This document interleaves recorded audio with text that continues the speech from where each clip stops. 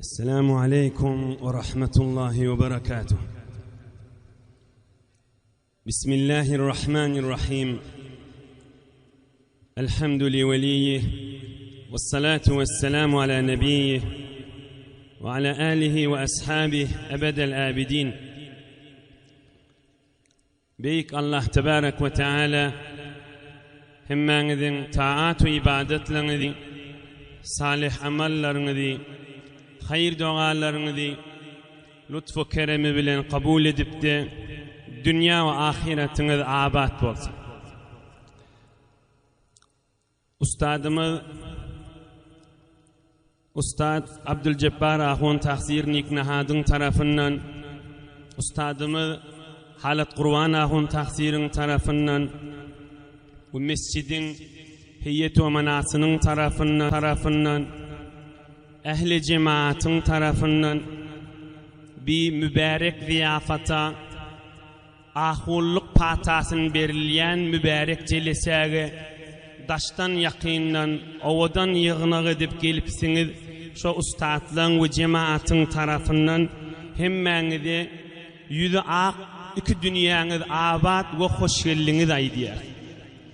Allah Teala dünyanızda, ahiretinizde hiç yerde horluk, kıyınçılık yüzü hiç kaysınızda köközmesin inşallah.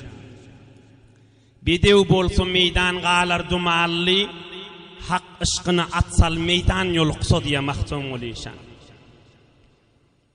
Ustad Ubeydullah Qari Ahun, Ustad Hacı Mahsımcan Kurvan Ahun Tahsir'in oğlu bir ilim hakkında, bir iman hakkında yerine yetirip nasihatlar ayttılar. Allah eserini versin. Aydan ve eştellerden Allah kabul etsin. İlun camiamiz abat bolmağa Allah sebep etsin inşallah. Gayraki hayatta ziyafat tutulmalı di bir hefte veri kan cavan oğlanlar te şundan atyança kan zahmet çektiler. Te Allah'ın rahmeti erti bilen Allah rahmetini yağdırdı ve onun bir yürücükleri bir formra bolli. Ben bir kısaca mikrofonun arkasından şöyle aytacak görüyorum ama ey zahmet çeken yaş oğlanlar,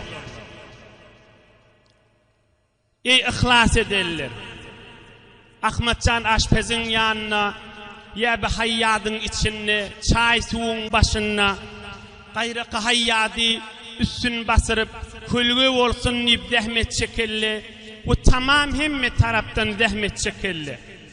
Allah rahmet yağın indirdi, hikmet, bereket, rahmet bolup düşsün. Peygamberimiz yağın yağınna, Allahümme sayyiben nafi'an diyenmiş. Hudaya rahmetli yağın bolup düşsün diyenmiş. İnşallah rahmetli yağındır. Hiyal edemem, fikrinize düşemesin, zahmetiniz hiç oldu mu kadim. Sulh-u Hudaybiye, Peygamberimiz mübarek 59. yaşında 1400 sahabası bilin. 15 gün yol yürüp Mekke-i Mükerreme'ye var yerler. İhram mağlab, lebbeyk Allahümme lebbeyk deyip umretmeden çürüm. İmmen Mekke-i Mükerreme 15 günden son barallarına Mekke'nin adamları Peygamberimizi Mekke'ye salacak değerliyeler. İdini ütmeliyeler. Peygamberimiz Aleyhisselatü Vesselam 20 gün Mekke'nin yanında Hudaybiye diyen yerde sahabalar bilen düşüp konup kalıyor. Neçe gün molli? Ol 15 gün, bir de 20-35 gün. Yeni idine kaytacak bolsalar yeni 15 gün 2 aya olaylıya. 2 ay. 2 aylap yöne zahmet hesap bollu da. Peygamberimiz Aleyhisselatü Vesselam övrleyliğin sahabalar sulh edeyliğin işgali yok. Bir zahmet Huda için edilenden sonra neticesini, sogabını, padaşını Allah verecektir. Bir efte verşi gayrı kayyadın müködü deyip, düşeği deyip, onun üstünlük sahibanı deyip, bırak zahmet çektiniz. İnşallah Allah'ın yanına padaşınız mahfuzdur. Kıyamet inşallah hemme zahmet çekildiğin önünden nur olup, sogab olup cennet al gityen olsun inşallah. İmanınız önküden meteşet hademeler aytdiyan. Yürekleri bir formoluşun cemaat tıkılşığı düşüyor deyip imanınız mekam olmağa sebep olur. Tecrübeniz artar. Her zat Allah'ın aydanı olmalıdır diyen imanınız artar. Ol hademala ve beyleki hademala aşpaz, dehmet çektiron, intizamat hemmelerini Allah iki dünyalarını abad etsin. İmam Azam mezhep başımız diye saat 11'de sadaka düşecektir. Vakt tamam oldu ve heva huncan ayet. İmam Azam diye mezhep başımız. Sonra aptırla ana mu'minun inşaallah diysen bolor mu deyip. İmam Azam ayettir yok deyiptir. İnşaallah men Müslüman diyeyim ben deyiptir.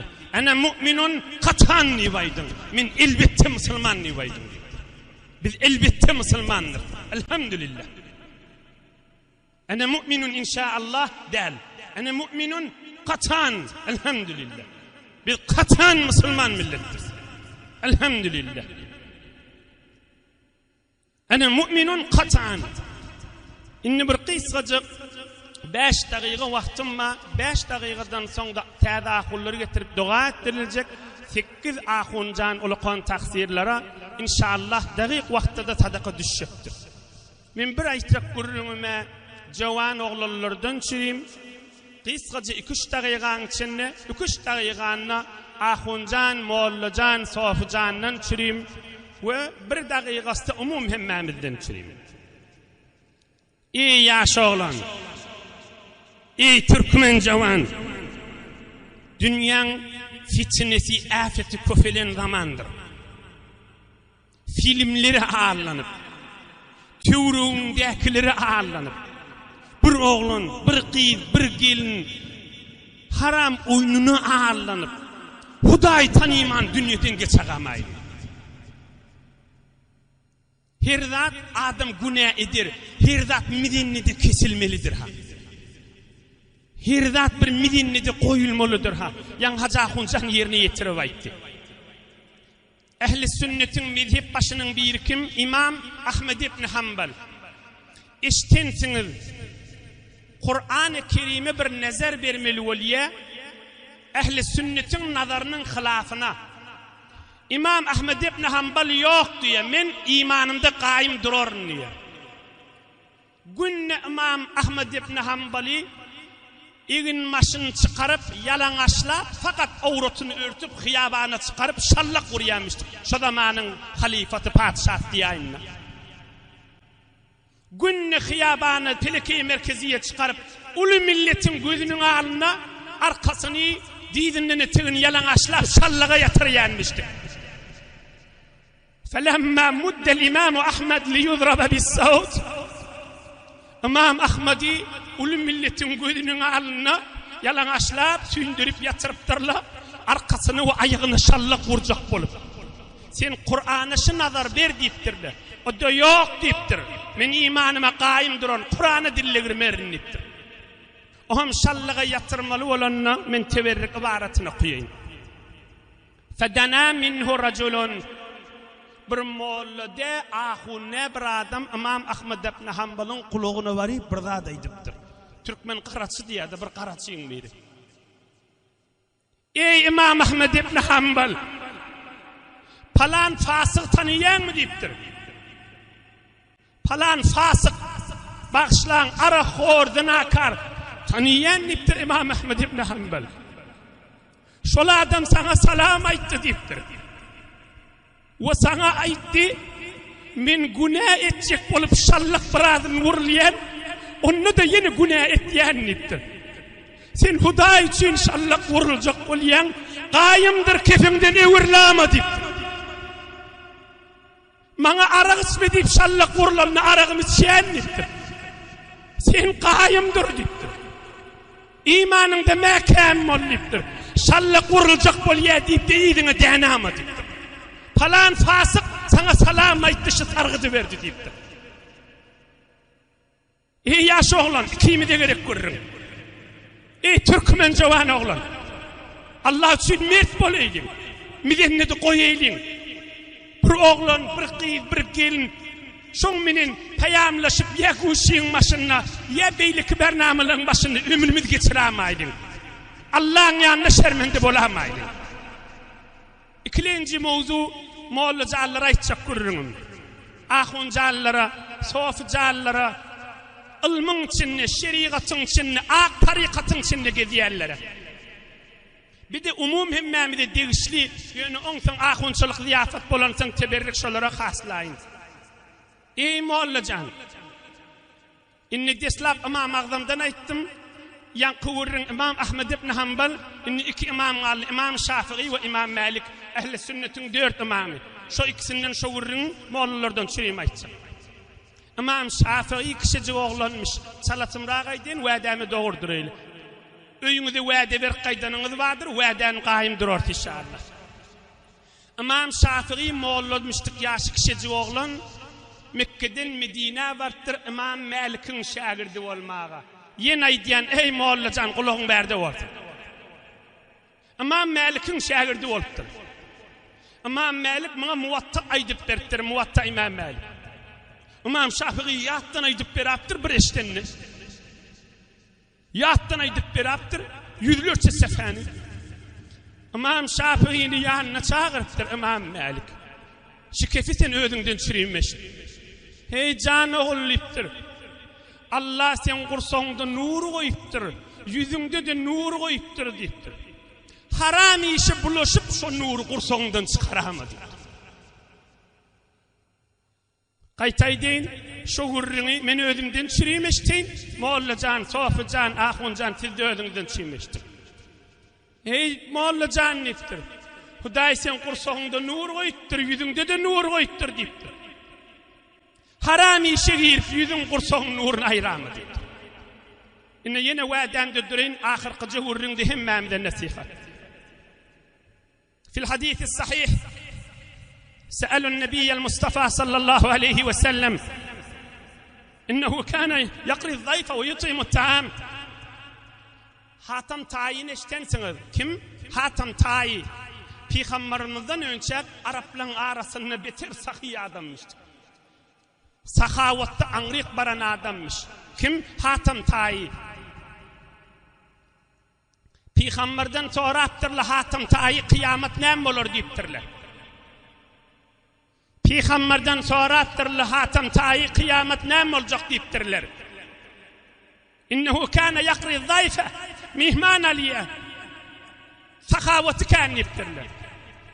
Peygamberimiz aleyhissalatu vesselam'dan sorapdyrlar. Fehel yenfa'uhu zalik? Kıyamet elinden tutarmy diýipdirler. Peygamberimiz aleyhissalatu vesselam cevap beripdir. İnnehu lem yekul yevmen fi'd-dahri Rabbi ighfir li khati'ati yevme'd-din keza fil bidaya ve'n-nihaya libni Ketir. Peygamber aýdypdyr, eden sahawaty kıyamet elinden tutjak dälipdir. Delili näme? Hatam Taýy ömrüne birgedek estağfurullah diýmedi. Ömründe birgede Hudaýa men günälim geç diýip aýtmady diýipdir. Ömründe birçe bar aýtmady şonu. Dilimizde estağfirullah bolsun. Özüme aýdýan we soňram siz doň çyklama ak nasihat. Estağfirullah, estağfirullah, estağfirullah. Ýoly düşüp barýa kalkdy. Sadakadan soňramda öwün çäkdi. Mescide barýa kalkdy. Gelýä kalkdy, bazara barýa kalkdy, gelýä kalkdy. Estağfirullah, estağfirullah, estağfirullah, estağfirullah. Hudaýa men günämi geç diýip aýtmakdyr. Abu Bekr Siddiq radiyallahu anh Peygamberden sorapdyr, namazdan soň men näme duga edeýin diýipdir. Peygamberimiz aýdypdyr, sen her namaz okuýandan soňra Allahumma inni zalamtu nafsi zulman kasiran ولا يغفر الذنوب إلا أنت فاغفر لي مغفرة من عندك وارحمني إنك أنت الغفور الرحيم. ما ناسنايدين هر نمازdan soň aýt. Hudaýa men günäm beter kan min mağfiretik min rahmetina salli wayda diýipdir. Allah Taala hemmeňiziň dünýä we ahiretiňiz abad etsin. Ýaşaýyşyňyzda bereket bersin. Ursoňyz nurdan dolu bolsun. insanlığın malına ömrünü bereket ayırılıp ya sıfırlayıp baryan zaman bolupdur. Huday ömrüňde bereket bersin, janynda malynda bereket bersin. Yine de